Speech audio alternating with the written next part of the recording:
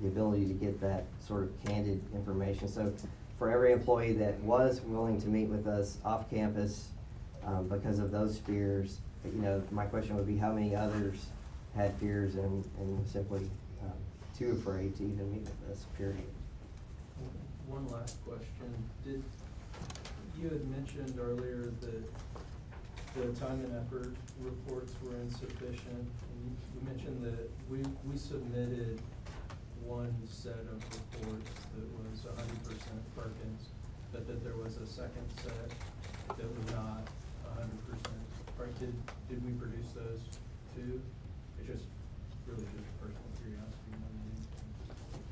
The set that was 100% Perkins, yes, was provided by institution officials. Okay, so is it fair for me to assume by your response that the set that showed split efforts was not provided by the college? That is something that I won't be able to answer. And can you tell me why you couldn't answer that? Because of the law enforcement agencies that we're working with. Okay.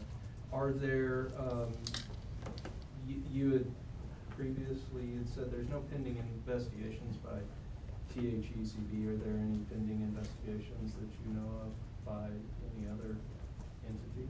Yes. And can you expound on what those investigations might be? I cannot. On the basis that it's some sort of police investigation that you're prevented from sharing information, or that you just don't want to, and that sounded, I'm not trying to be combative. Those that you're not organizations, comfortable and sharing. really, when I say those, there's really one central organization that we've worked with, and then another one peripherally. But the one centrally, you know, they have very strict protocols about their investigations, their sharing of information, even with us. And so I would certainly be running afoul of I think their intentions to keep the information on a need-to-know kind of basis pending the results of their work. So I'm trying to respect what I believe their intentions would be. One more question.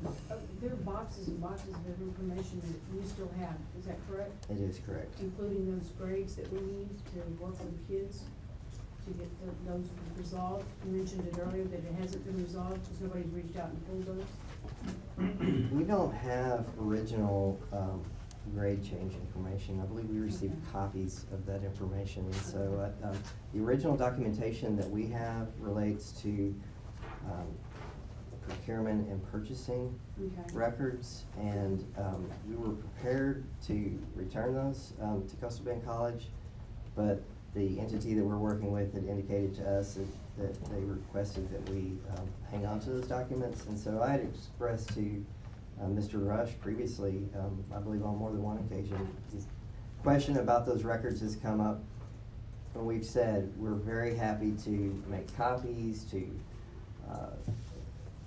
don't in any way want to impede, you know, some other type of, you know, things that you might want to look into, or an accountant's work or reconciliations or anything like that. So we have those documents, and they've always been available, not the originals, but we could certainly make copies. There's about 12 boxes of documents, I believe.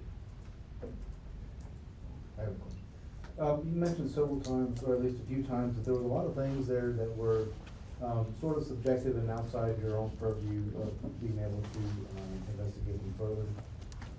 Did you supply that information entirely to us through some of the channels? Some of those parts of the reports were a little nebulous. If you did, and was it all contained in the reports that you sent us? Some of those outside your purview that you wish to share with other agencies? Sure. I think the management letter attempted to provide you with what a couple of the central concerns were in terms of procurement and then an overall kind of tone at the top issue. You know, we've gone through literally thousands of documents, and I mentioned, you know, over 100 of them were of transactions were shared with with other entities, some of which, you know, had the appearance of possible impropriety. So there's a lot of information there that led me to know that it was sufficient to give you a heads up that it was very concerning. So, I mean, I didn't report on everything. There are many, many examples of policy noncompliance, of issues occurring at a management level that certainly send a terrible message to employees of the organization. And that's what the management letter was attempting to convey to you. Would you be willing to, I guess more or less on a line item basis, give us a listing of those questionable transactions and policy violations? Because maybe I'm just speaking for myself, but I'm very curious to know what that other 100 and some odd transactions that were questionable were, and what the other potential policy violations are. Yeah, I have to We be. can't fix them if we don't know. Sure. And by the same token, I can't release my work papers to you, or that will make them subject to open records, and they're protected from open records. So I can take that request under advisement. There may be a way that we could at least provide you with categories of, you know, we had X number of instances where tips and gratuities were violated, or Anything would be better than that. potential, you know, there were other ones where it was questions about potential conflict of interest in the procurement process. There's another one that was a situation where just a questionable sizable purchase and sort of the sanctity of the bidding process that led up to. The context. Right. So I'll be happy to take a look at that, and Yeah, even just a kind of a categorization. Sure, would be just sure. something that we can take and start something. Absolutely. Mr. Bell? Sure. I'm sorry. With respect, again, on the Perkins grant, on the time and effort reports, I believe the report that you submitted, you identified 4 or 5 employees for which there were questionable, is that 4? I don't remember. 4 or 5. Yes. And you identified a couple instances, I think there were 1 or 2 examples of how the time and effort report failed to meet the requirements. But I guess, so my question is a little twofold. One, I think it's a great idea, a summary of all the ways in which whatever you can release would be very useful to us in Sure. trying to work with administration so that we don't have you down here again Sure. in this capacity. And 2, with respect to the total amount of, I guess it's 160,000 or so, when you arrived at that number, did you arrive at that number based on, well, how did you arrive at that number? What was your methodology? Sure. There was, the time and effort reports were associated with payroll periods for the personnel that were charged 100% to the grants. So if 50% of the time and effort reports had these multiple errors on them, then the associated 50% of that employee's payroll and benefits were questioned for the period. Okay. So as a percentage based on the number of erroneous time and effort submissions.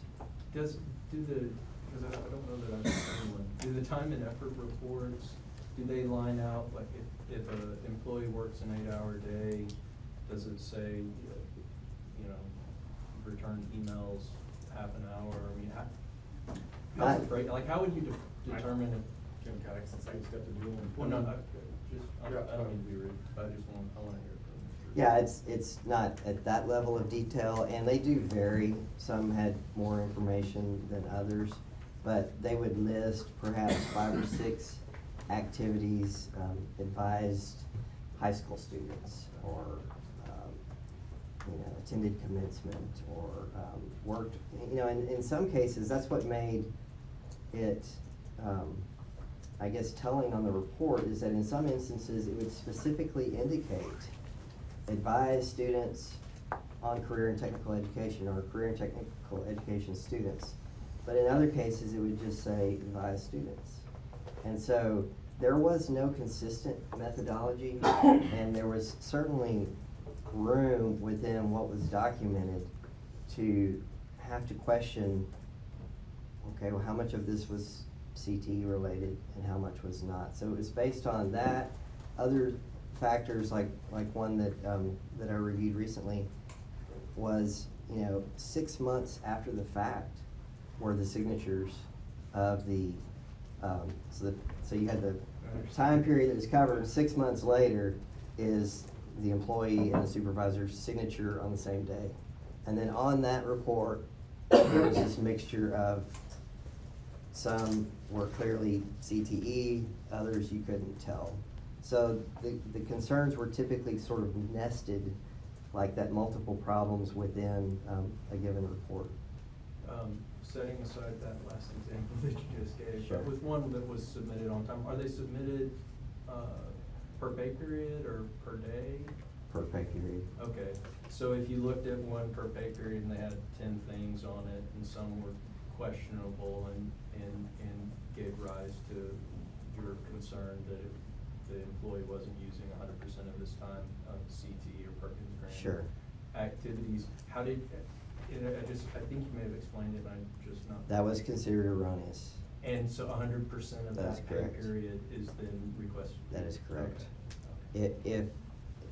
It could have been a different evaluation if there had been a strong control environment, if the exceptions were very minimal, because you're sort of talking about an elegant solution to potentially, or to what was actually a very crude or huge range of problems. And so we really didn't have the ability to go to that level of trying to differentiate on a given report. Well, we could accept 10% of this because it looks like, because there were so many errors associated. It didn't all fall with into each one bucket, report, like that's you right. see advising. Right. Okay, I Right. understand that. Thank you. On the Perkins Grant, again, with respect to the computers, not because the 3D printer was lost to history, is that right? Right. But with respect to the computers, the computers are still here. Yes. And as far as what the college did in actuality, remove the paperwork Sure. component from it, what the college did with respect to those computers, that falls within the restrictions of the Perkins Grant. It really does not. I'm glad that you asked that question because I highlighted some language from the document that I mentioned, that the contract that the president signs that relates to the Perkins Grant program. And so with respect to that type of equipment, it says ensuring that CTE programs and students have preemptive priority in the use of capital equipment and other inventory items purchased with Perkins Grants funds. Any other use of these items shall be incidental to the primary use and may not add to the cost, wear, and tear of operation. So we were provided with no evidence that would indicate that there was any sort of assessment a year into the use of these devices that said, we have some other stuff that would be better for this, therefore we need to vet this with the other federal programs or in accordance with this. There was nothing to evidence this. It was only a statement that was provided as a result of our work. Right, yeah, there was no paperwork that you were looking for to show that we did. Right. As far as removing them from, this is inarticulate, but there is a process to say, okay, we're done using the computers for the Perkins Grant, we're gonna repurpose them for something else outside. That's correct. And there was no paperwork That's for right. that. Yeah. But as far as the actual, we acquired the computers with Perkins Grant funds. If in fact, how about I said, if in fact we used them for, we did what our response to you was, that we used them for a year and then we upgraded to some tablet and repurposed those computers within the institution further. If we had had proper paperwork with respect to that repurposing. Yes. There's nothing